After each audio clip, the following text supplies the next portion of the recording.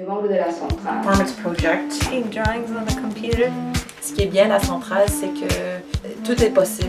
Making paintings. Doing sculptures. Membres de la centrale. Performance artists. Feminist performance artists over 40 who are using the body, hiring other bodies or using their own body.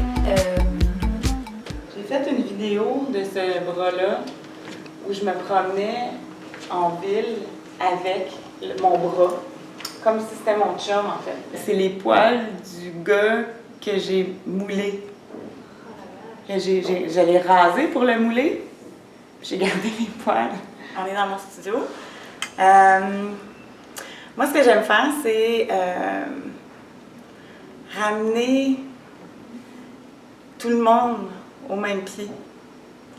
Donc, ce que je fais, c'est que je collectionne des échantillons, que ce soit des échantillons humains comme des cheveux ou des sachets de thé utilisés.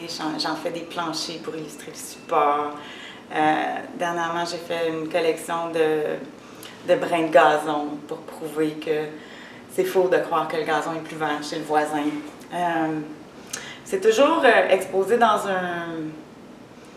une esthétique qui est très, très laboratoire pour donner une espèce de référence au niveau de la recherche. C'est comme si c'est des recherches sociales. C'est comme si j'essayais de comprendre c'est quoi être un être humain, puis qu'est-ce qui nous différencie versus qu'est-ce qui nous rend normal un peu, parce que cette espèce de normalité-là, elle nous fait du bien. À quelque part, on a envie d'être unique, mais pas trop unique. C'est ça que j'essaie de comprendre.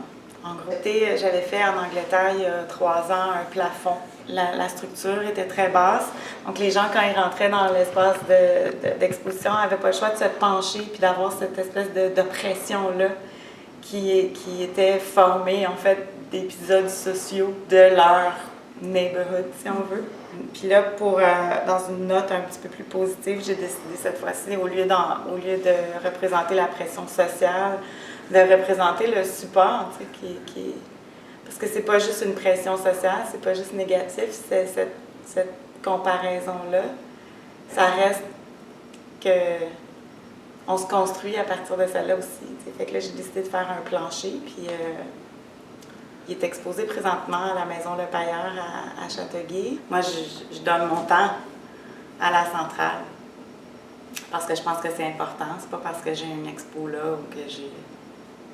Non, je pense que c'est des artistes qui partagent le même point de vue.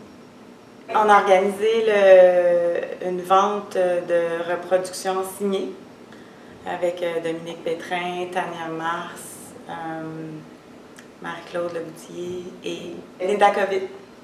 Ouais, c'est une belle série de prints, on est fiers, on est contents. Ça a bien été. Et c'est vraiment important d'avoir la centrale dans le portrait montréalais. Il devrait y en avoir plus.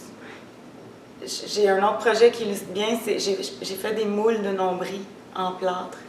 Je faisais des castes de nombril en plâtre. J'avais une clinique avec des matelas, avec des espèces de piquets gériatriques que j'ai fait. J'ai fait des tables, j'ai créé une clinique où là, je faisais des moules de nombril. Puis après, ces moules-là ont été pris en photo. Puis ça, c'est un autre projet qui s'en vient aussi, qui vont être scannés pour faire des maps. Mais quand tu les regardes individuellement, c'est individuel, c'est unique.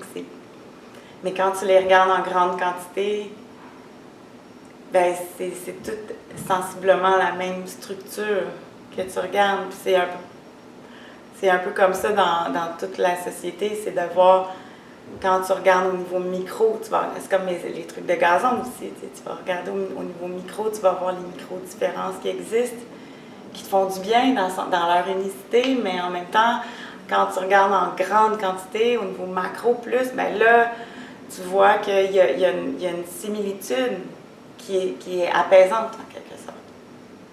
Donc je pense que c'est ça le lien surtout avec la centrale dans son mandat d'égalité.